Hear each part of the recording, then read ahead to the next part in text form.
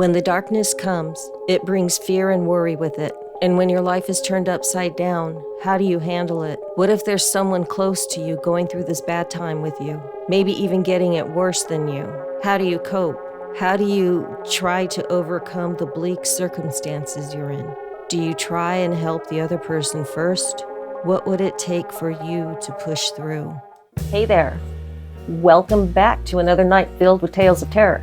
So how's everyone doing? I hope you're all doing good so far. I hope you're all getting ready to get your scare on.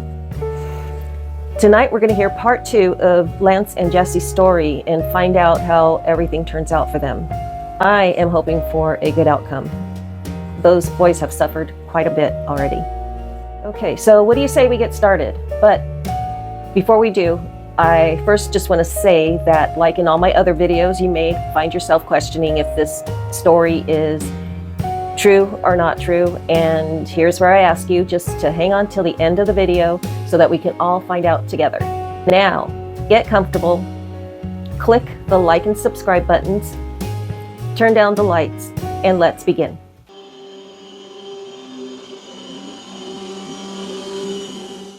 We were so scared. There was no way to call our mom.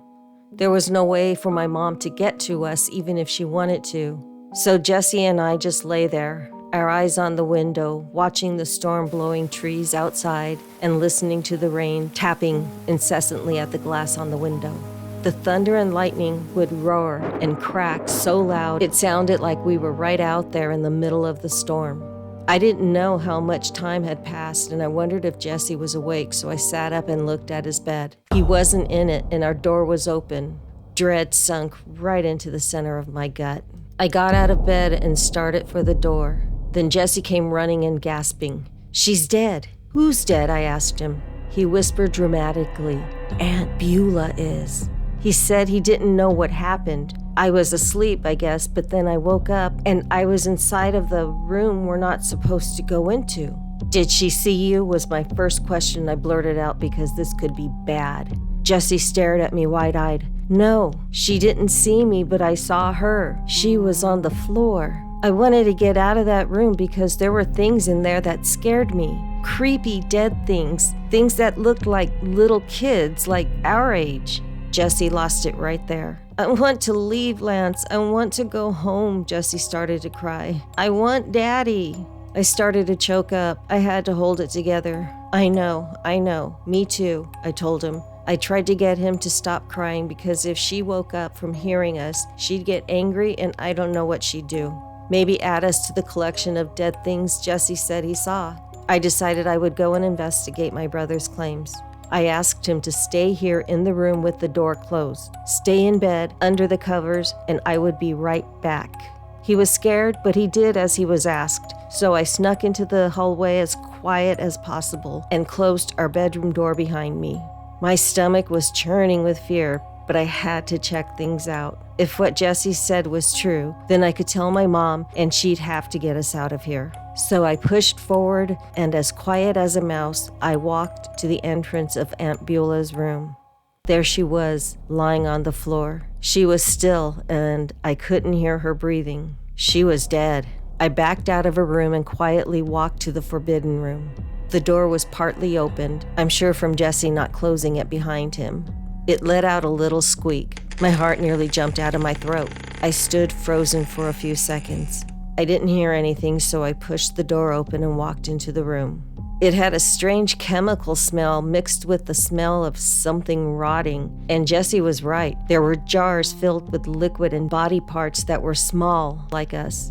There was a table in the center of the room, and there was dried blood on it. Then I looked on the floor. There was a large upside-down star drawn on the floor, and this table was right in the center of it. I had to get out of there. I closed the door behind me and went straight past Aunt Beulah's room and into mine and Jesse's room.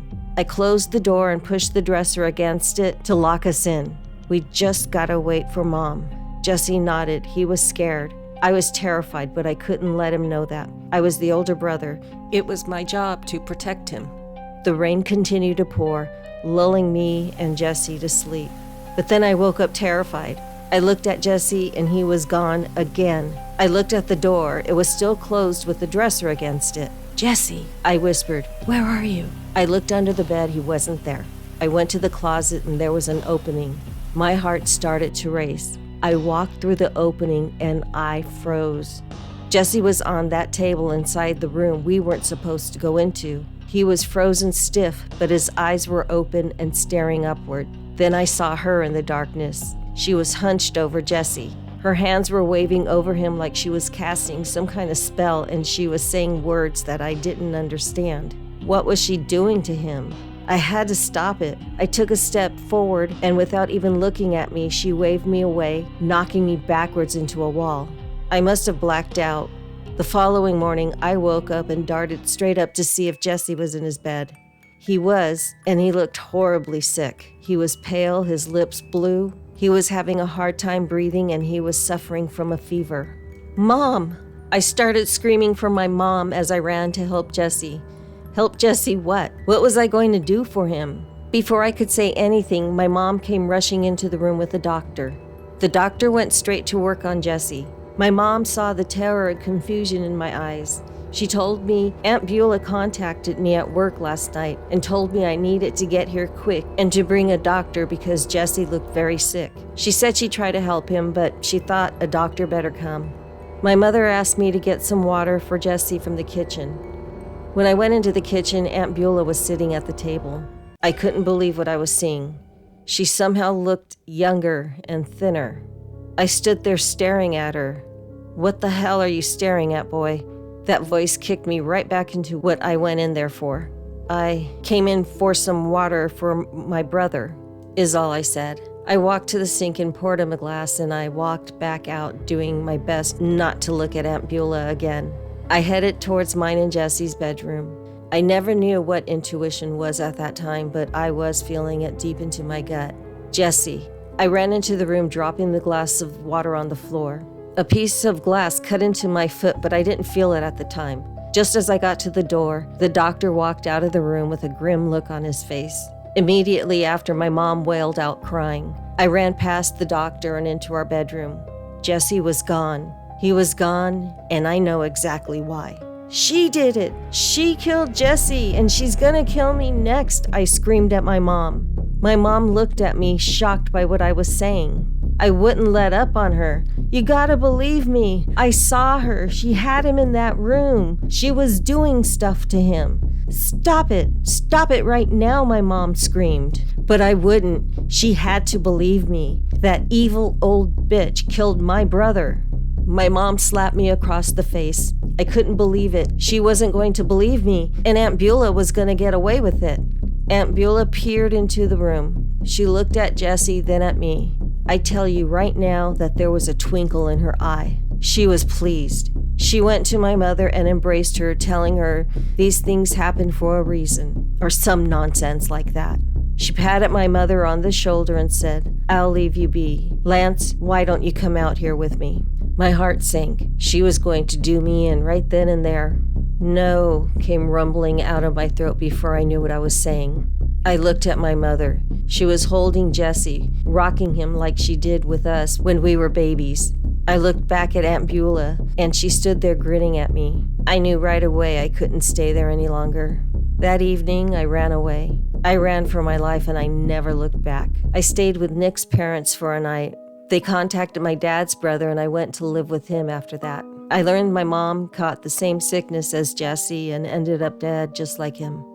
I have dreams of that place right around this time of the year that haunt me. I see Jesse so young and helpless. I see my dad with little Anthony. My mom is there, stuck in that house with her. Then I see her, Aunt Beulah, looking younger and better with each passing year. And she sees me too, and she grins wickedly at me. I wanted to go back that same day I left and destroy her, but I was terrified. I knew I would fail. I still think about going back and taking revenge for my baby brother and for my mother, and that scares me. I will do it, though. I will.